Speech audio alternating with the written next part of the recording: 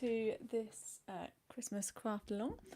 We are going to be making this Christmas jumper card, so just give me a sec to get sure I've got everything set up correctly and then we'll get started. So if you're watching along live, do say hello in the comments. You should see a live chat.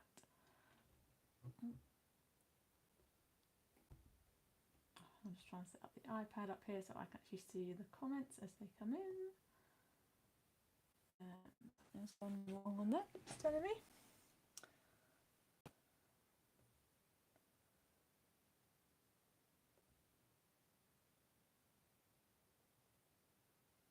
There, I think we're up and running. Excellent.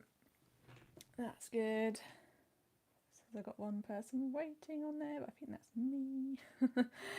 So yes, if you've got any questions you want to ask while this is going out live, do pop it in the comments, and I can see it on the screen in front of me. So if I'm a little bit focused, I won't see it, but I will hopefully look up and catch your question.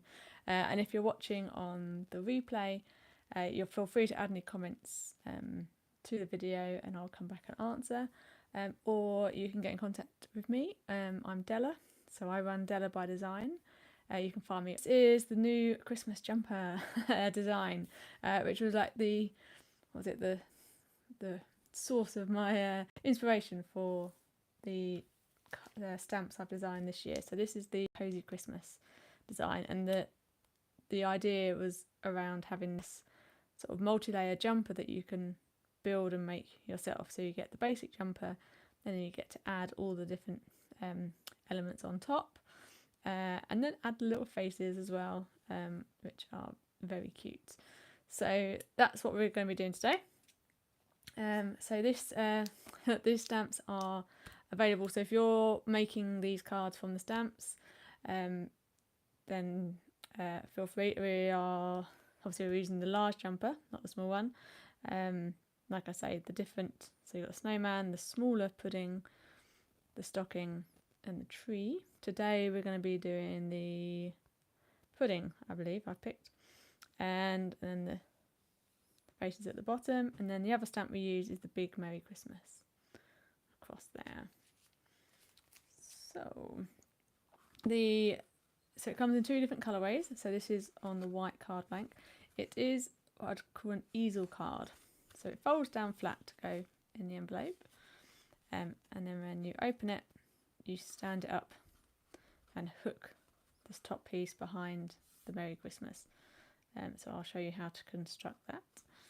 So then it stands flat, which looks lovely on a mantelpiece. Unfortunately, it doesn't it can hang on a string, but it makes it kind of pole position on the mantelpiece for that. And then you can write the message inside or on the back if you prefer. So that's the white, and then the craft version, so the craft card blank, I've gone for a darker red and cream wool instead. So this kit will come in a box. It's a box kit, so you'll have the option to make 4 of the same design in the same colourway. But what's slightly different, as you'll see up here, is that in the box kit to make 4 cards, you'll have either in the advanced kit you'll have 4 images to colour and choose which one you want to use, or in the beginner's kit they're already coloured and cut out for you, so you can use those on here, or you can use them for whatever projects you want to use. So that's quite fun. There we go. So if you're joining us on the Christmas craft along, so you will have in your pack for this week, you'll have your Tuesday parcel ready to go. I've got my one here, and we're going to open it up, and we're going to get making. So I'm going to make this from the advanced level. So I'll be doing the colouring and the cutting out. I've got some great tips to share with you on that. And then if you've got the beginner's kit, then those bits will be done for you, so you can have a cup of tea, relax, and I'll let you know when to jump back in to start making on the beginner's kit. So let me just move these, tuck that out there. I've got all these pro markers here as well. And let's open up our kit. So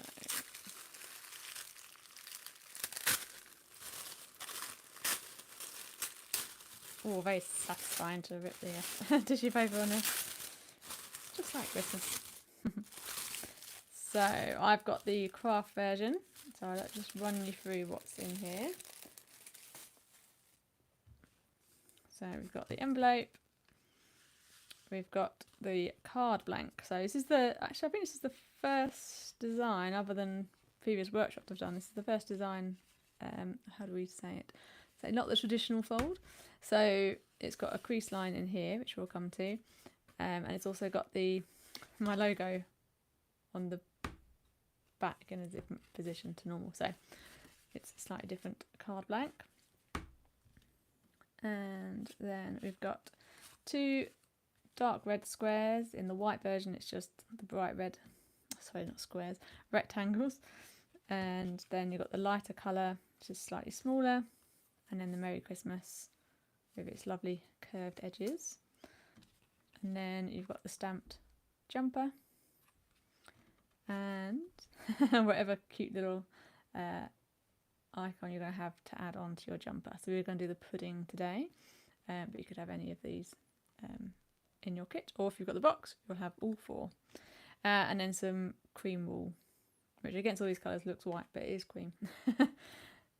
So let's get started. I'll have a little sip of drink.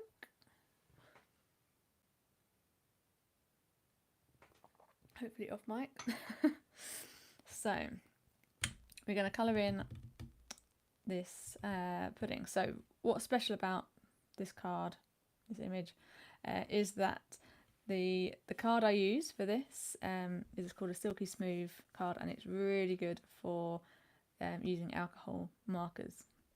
Also the inks as well, so the where I'm stamping, it takes the ink really well too. So it's good for both reasons. The way it works well with the inks is that it's got ever such a slight, I say sheen is too big a stronger word, but it's got a slight coating to it, so that the ink doesn't just absorb straight in through the card, so it doesn't bleed too much, and it also stops it from drying really quickly. It is quite quick, but it allows you a little bit of time to blend 2 colours together. So that's very special about this. The ink that I use, so it is the Memento, the dye-based ink, Tuxedo Black. This is so it's dye-based, and the alcohol pens won't react to this ink. So when we're colouring on this, we can colour over the black lines, and it won't bleed or smudge at all, which is really important when you're doing this. So if you're not sure if you've got something else that you've stamped in the past or something, always do test it out. It might be best to use pencils or different pens, because you don't want to spoil your beautiful creation. So, but I know this will work. So I've got all these pens here, which I picked out last night, which I want to use. So if you're a pro marker, what's the word? Hoarder or expert, just run you through these colours. So we've got ruby and bright green, meadow green, it's lovely names of these, coral, soft peach, next, sun-kissed pink, and burnt sienna. So that's the colour if you wanted to follow the exact same here.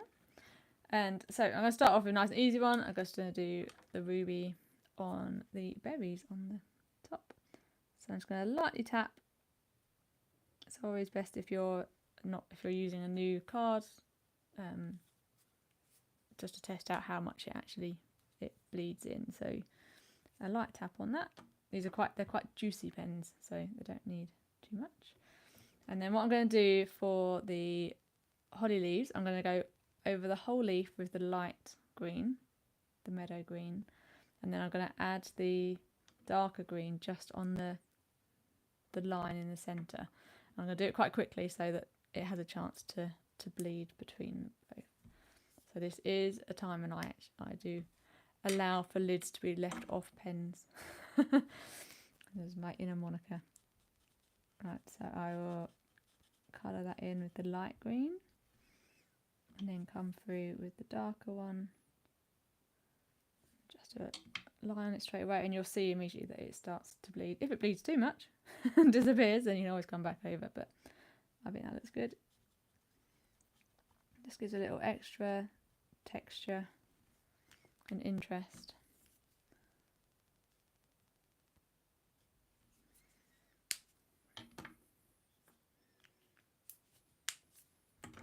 Back, so I'll hold this up wherever I can get it to focus. It didn't want to focus last time. And I've got such a delay on the screen that I'm watching, so I can't tell. You can see that. So next I'm going to leave the icing white because that's what we want it to be, nice and white. And I've just seen on my way I've got a grey. Don't mind. So we're going to colour in the pudding. Now for this I've got 4 colours here that I did pick out to sort of tone in together last night. However, it's not necessarily that obvious from out the packaging exactly what level, what colour each one is in terms of like the order to do it. So what I'm going to do, I'm going to guess that it's lightest to darkest that way, but I'm going to use the outside of this to test. And draw a patch. So especially if you're picking out colours for the first time to use on a project, then it's always worth just doing a little test. Keep them in the order that you're colouring them. So you could draw them out and actually label what the colours are, but that's a bit too much work for what we're doing today.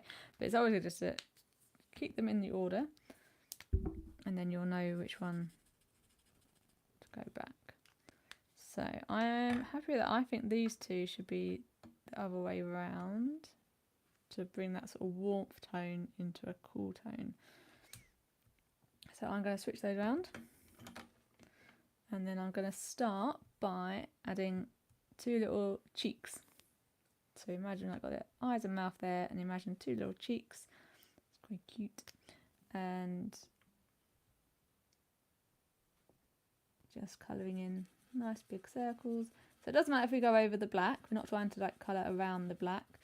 What I am going to try and avoid is covering the eyes, because the eyes have got a little clear highlight. I don't want to lose that. So next I'm going with the next colour, and I'm just going to make this circle a bit bigger. So what I'm doing, I'm making sure I'm catching that overlap as quick as I can between the 2 different colours. And then I'm not going to get distracted chatting away and doing it. So then we need to get the next colour on. I'll just bring that out a slightly different shape, kind of like a love heart face now. And then I'm gonna dab this one on because it's quite a severe change from one colour to the other, which is fine because we're creating that kind of the face appearing from the pudding. And I'll go out a little bit more up here.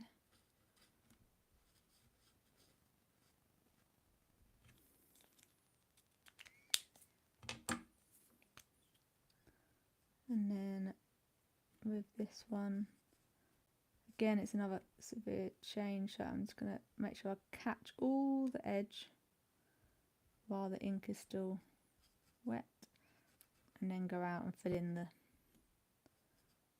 bits.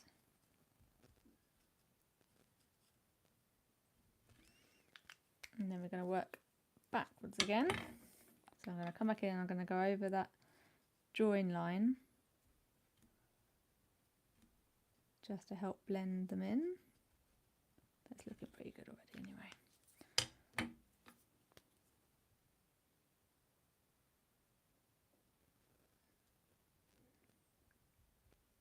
So I'm actually adding this in the kind of like little dots because that kind of adds to the design.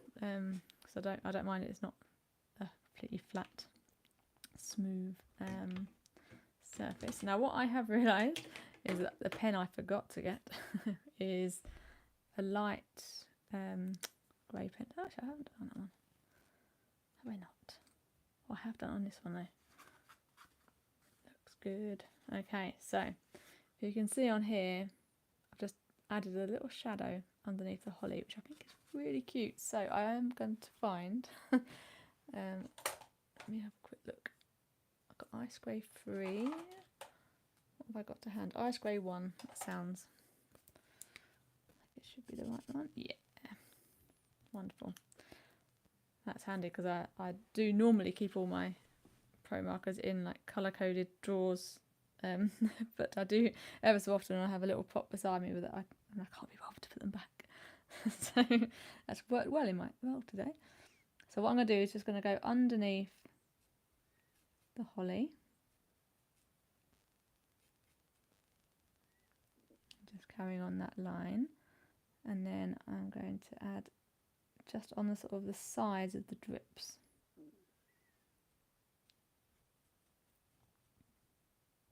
Coming down. I think that looks good.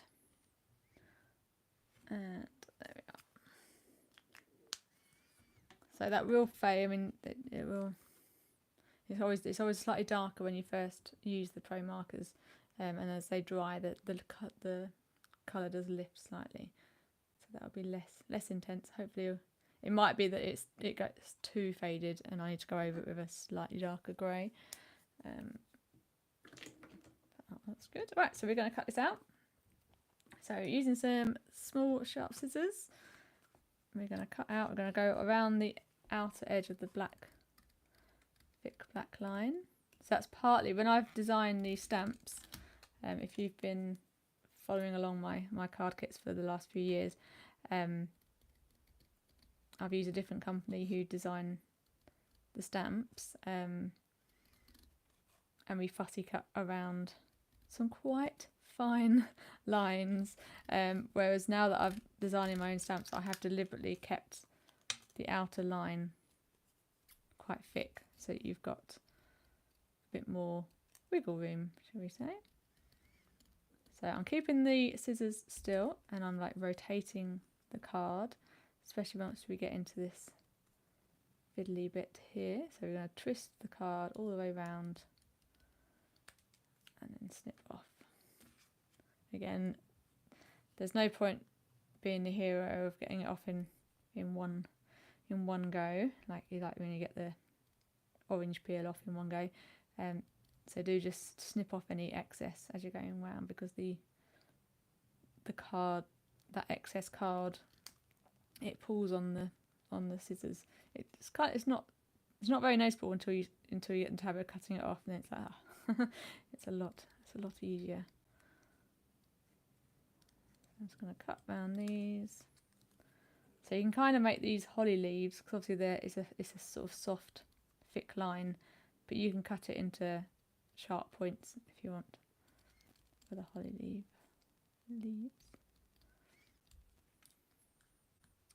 There we go.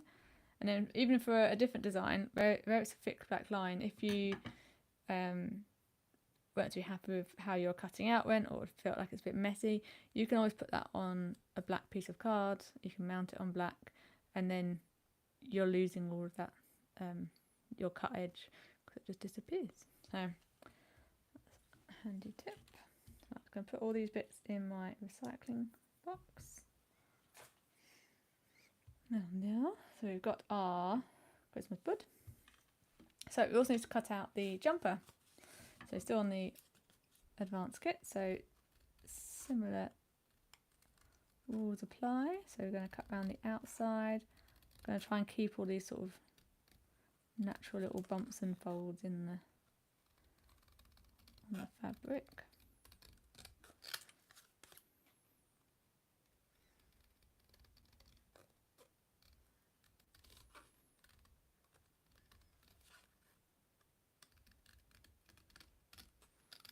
Now, always feels nice to do that, to cut off the to go straight from the shoulder to shoulder, which I will keep doing. But where I've been cutting out quite a few of these, I have found a few that I've forgotten to go back and take out that that little semicircle. It's easily done.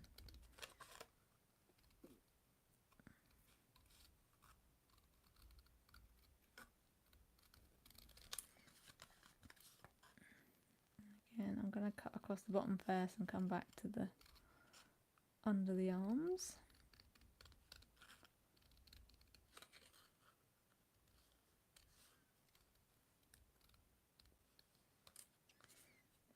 Right, let's do this top bit.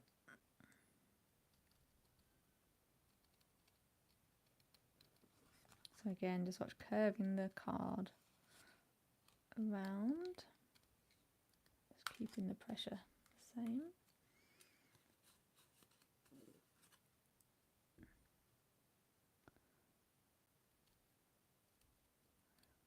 And then we're going to go up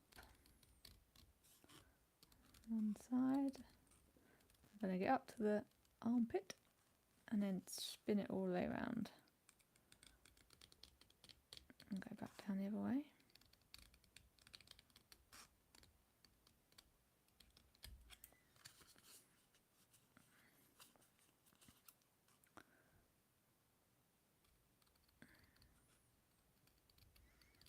And the same on this side.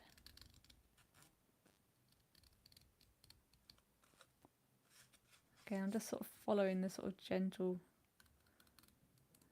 say bulges, but that where the jumper kind of fabrics. I'm not just trying to cut it in a straight line. I'm allowing for the change in thickness. There we go. Just want to catch that corner. There we go. And if there's any bits that you don't quite get to cut off, you don't want to go back, you can go with a black pen. You can just colour in any bits that are over the line. Or if you've cut too much of the line across, you can colour it in. So, let's get rid of these. I'm also, I don't think I've mentioned, so in the advanced kit you also get a ink pad and sponge. Just give me a sec, I will get them out for you so you can see what they look like.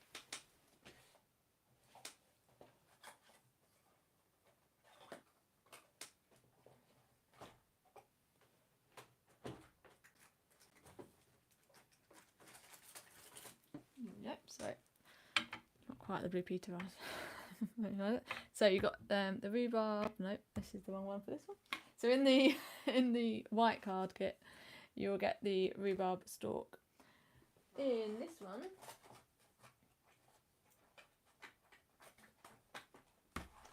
you will get the rich cocoa,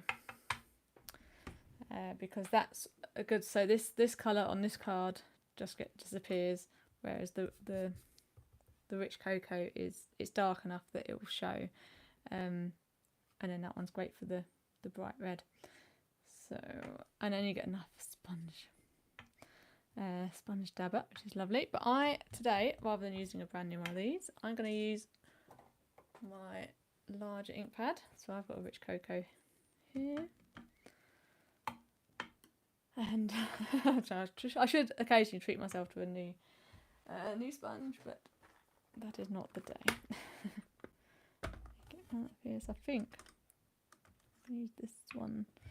Just kind of turned slightly green, but it's not one of the green ones, so it's in the black and brown section. Put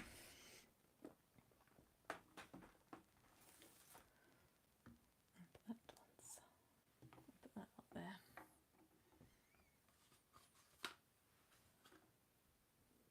So the inking we're going to do for this kit is just around the jumper. If you wanted to, you could add to these elements as well. That's completely up to you. And obviously the ink pad you get will last you beyond this project by a long way. So feel free to add it to other crafts. So to do this, these are handy, so they've got little hole in the bottom so they fit on your finger. And we're going to dab onto the ink pad.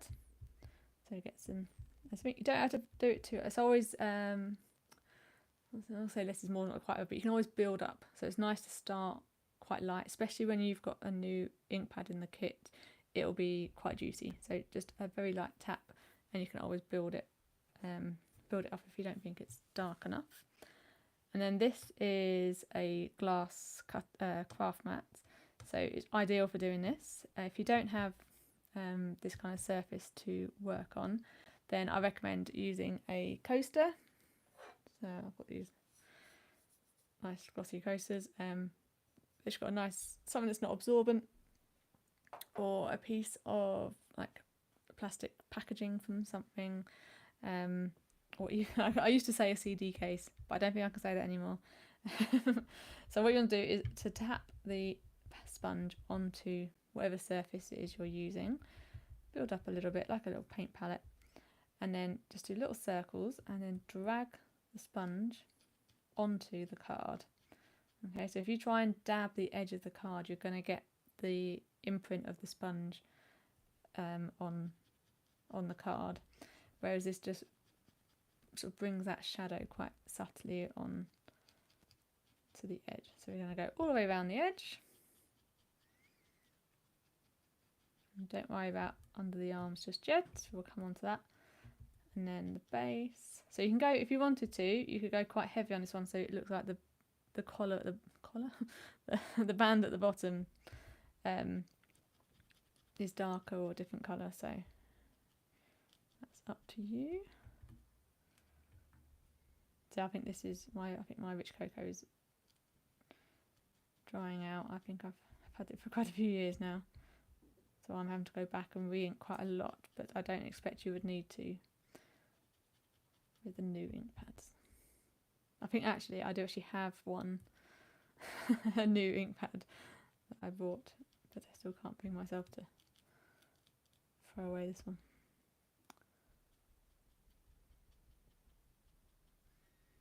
Oh, beautiful around the collar. And you also this one, I mean, with the red, with the adding the rhubarb stalk to the red, it's quite shading. This one, just be aware that if you get too much, it just looks a little bit like a dirty jumper, which isn't the look we want. But you just want to add that 3D effect that it just stands out a little bit more, and it will fade slightly as the ink dries. It will fade. Oh, we're not done with that. So to get the arms, we need a little bit of scrap paper. I'm hoping I can find something in this pile here that doesn't have any of my work notes on it or anything. So there's 2 bits there. So a piece of scrap paper, and we're going to tuck it up into bed, pretty much. So we're going to do it that way first, or either way is fine. And then, so it's slightly different this one because we haven't got the glass mat to drag on. So you're going to find it's going to absorb into the paper a bit more. And then we're just going to catch the underside of the arm on both sides.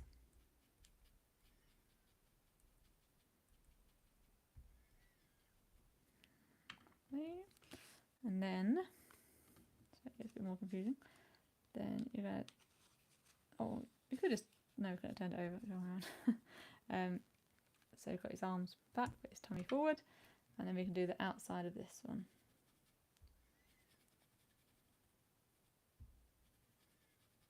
So again, even though we haven't got the glass, make sure you start off the card.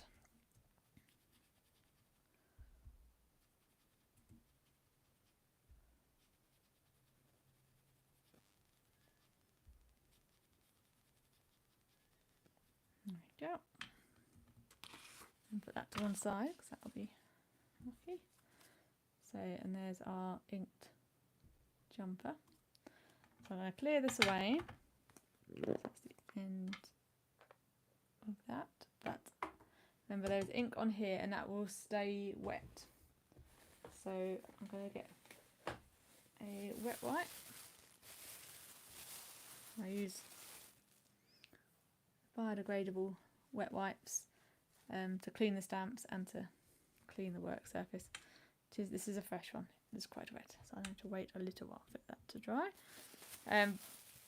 But what I do is, rather than use a new one every time, I use an old sandwich bag, which haven't had in the house for years, and basically put it in there, twist it, and that will stay wet, especially not in the summer. It will stay damp for a couple of weeks, depending on how often you're using it, which is handy. So let's let that dry off a little bit. So now we have all the elements that you would have in the beginner's kit. So we are going to start off by wrapping the wool around the rectangle.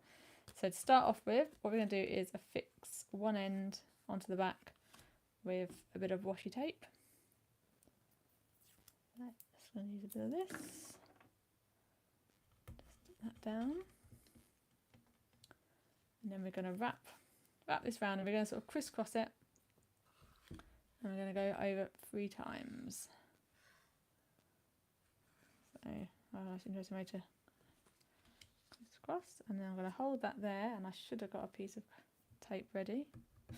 If you're watching the replay, go back and get a piece of tape ready to go on this one, because I want to hold that tight. And then I'm going to stick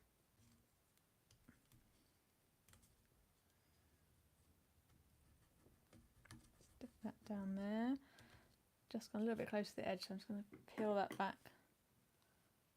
cut that off.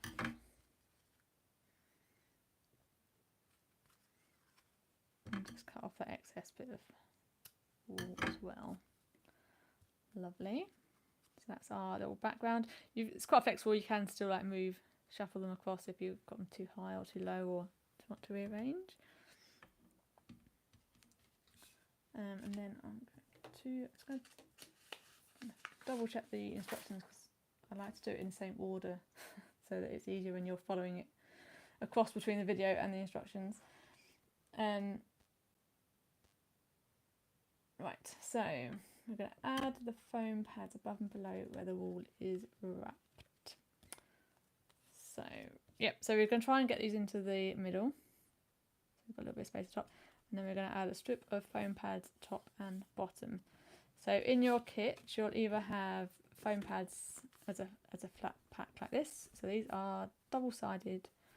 You can peel off both sides and they're sticky.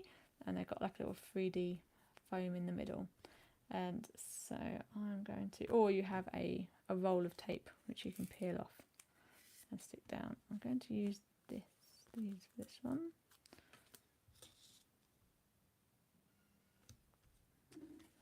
So you can space them out a little bit. Actually, I'm probably going to have to fit a 4 on there, so a little bit closer. 4 on top and bottom. So we're not doing it across the wall. Basically, nothing likes to stick to the wall. Although these would do a very good job, I'm not relying on it trying to stick over the wall, and over time it would come away. So basically we're foam padding top and bottom so that we've got like a gully for the wall to sit in, and it will be held flat with that. So again, you reminds me of Cat's Cradle, that does, when it's just like that. So then, right, we're going to have a look at the card now. So this is what we call an easel card. And so you'll see where the logo is on the back. So that's going to be flat on the floor, and then on your work surface. And we're going to gently fold this card forward.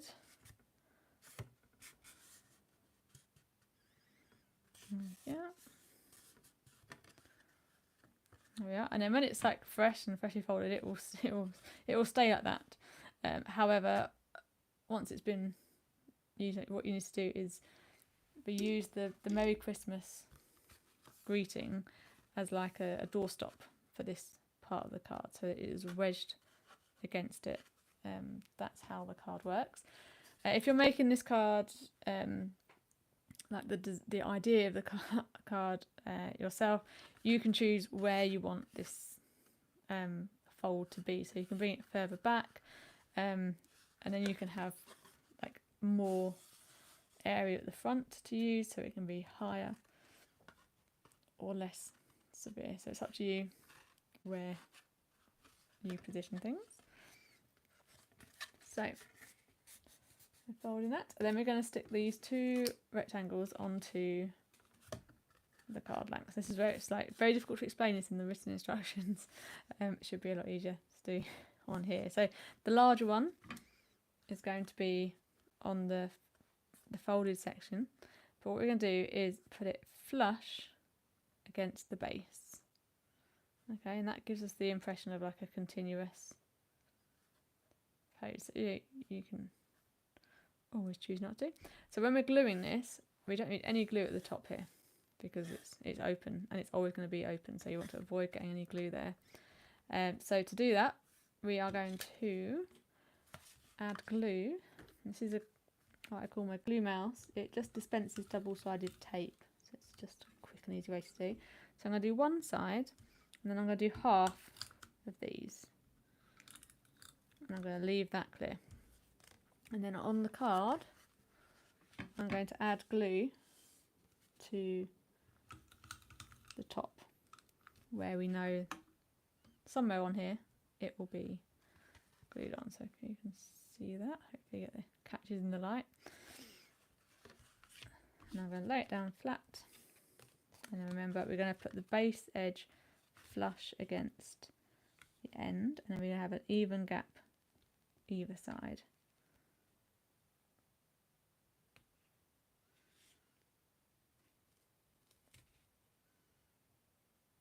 And I'm a bit of a perfectionist, so my even on each side.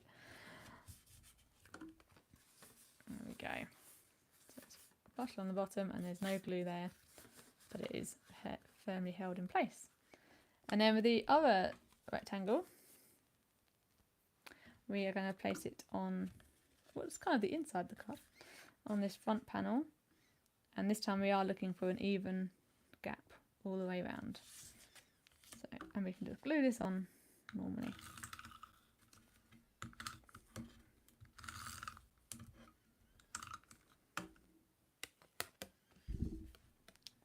Probably like it. I try to move the mic closer to me today, but it does mean I keep accidentally hitting it. I think I could do with getting a mic that actually sort of, there's a headset rather than on the desk. I'll add that to my wish list. So now we've got the makings of an easel card. Looking good.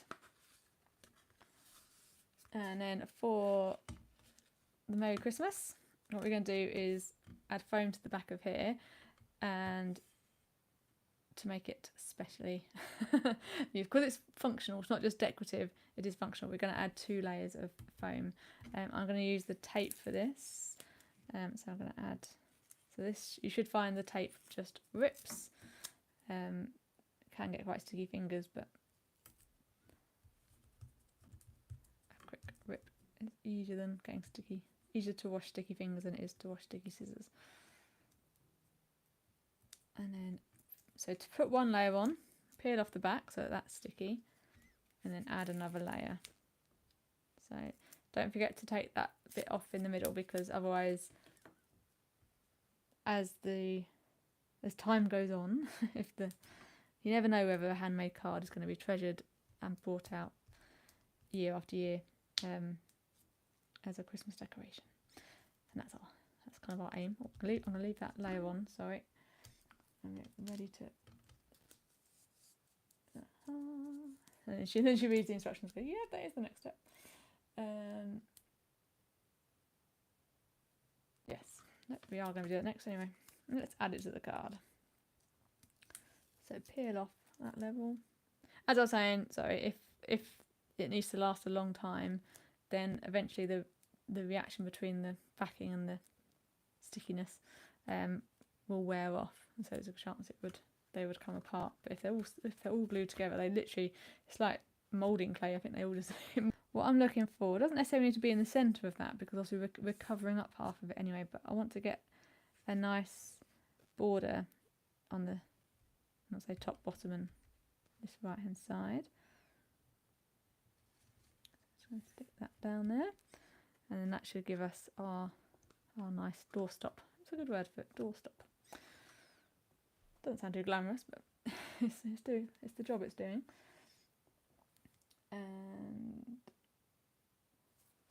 And then we're going to peel off the backing on this wall.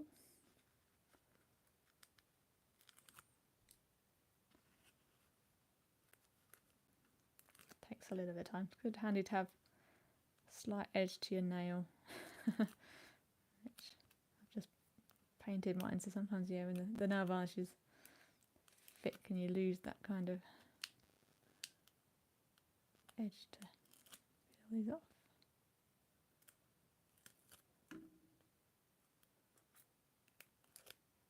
There we go. So, and then we're going to stick this onto here, and you'll get an even border.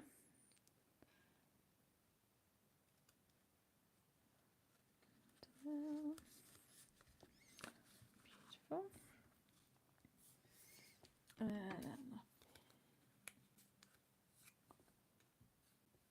I'm going to stop trying to follow the instructions because we're virtually there. Publish to one side. So we can, so you can stick the image straight onto the jumper if you wish, or you can lift it up on a foam pad. And I think I am going to, I don't want a foam pad. So I think this is actually the right size.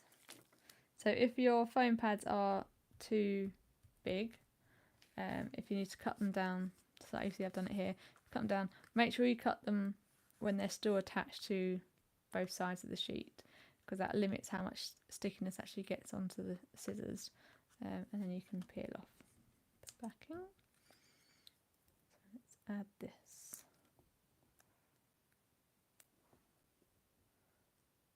To the front of the jumper. Beautiful. And then so for the jumper, again we've got the wool going across. Let me put that down flat so you can see. We've got the wool going across, so we want to avoid the foam pads in the middle. So we're just going to put foam pads on the top and the bottom of this one. Put a nice big one there, and then I think before we get two across the shoulders, if I angle it slightly. There we go. And then what I'm going to do is just going to add a little bit to the end of the sleeves, just because they're a bit loose. So, and for that, because it's so thin, I'm going to cut 2 little strips.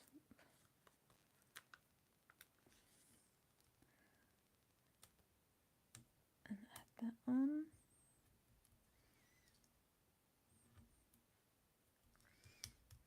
Okay, and that will just help hold it in place. We don't need foam pads over all of it. And then we can peel off excess. Not the excess, sorry, peel off the backing sheets.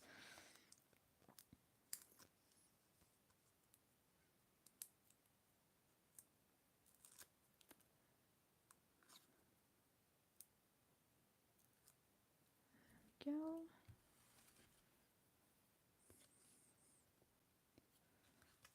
And then, so you can either do it square in the center. You can even do it on one side and add some other embellishments on, or do a jaunty angle. I'm going to keep this one straight. I'm going to try and keep a little bit of the bottom, the lighter red rectangle, visible, just so it doesn't get lost. But also mindful of the foam pads. And this is going to be a cautionary tale. Apologies, I might be alright. A cautionary tale is that you don't want the foam pads at the top too high, because again, we're going up into the air. So if I turn this around, you may have already guessed what I've done. So we've got that visible there. Now what I'm going to do is, before that sticks too well, just going to gently pull that across, and I am going to quite a detailed solution, so I won't show you on here. What I'm going to do is I'm going to stamp another jumper, just the top bit, onto the same card, cut out that top bit, and then slide it in there to stick flush against this one. If you wanted just a quick fix, you could just put a bit of card to cover up these sticky bits, but I wouldn't leave it sticky because it's going to be against the card, which then means the person can't open it. So I will be fixing that as neatly as I can. But yes, and apologies if you made that live with me and copied me. That's unfortunate. Never mind. So do let me know how you get on making this fabulous card, whether you've made this version or the white or the different characters on them. I would love to see how they all look. I think I need to make a complete set and have each one.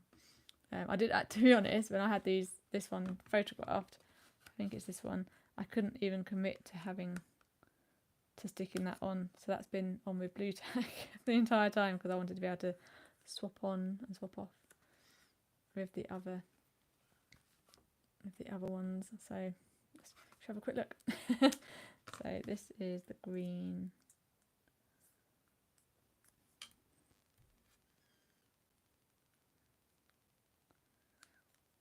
And the Christmas tree. Oh, that's very cute. Christmas tree, so you can add some fairy lights or anything onto the tree as well, which is quite a cute idea. Yes, I hope you have a wonderful time making this card.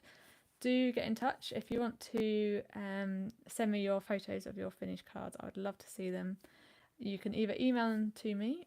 My email address is Della, DELLA, at dellabydesign.co.uk, or you can find me on Facebook or Instagram. My handle is at Della by Design. So that's DELLABYDESIGN.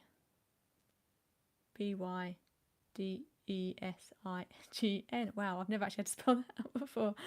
Type it out every 5 seconds. But so yeah, do drop on there and tag me in photos. I'd love to see them. So have a wonderful rest of the day, and we'll see you again to make the next card. Bye for now.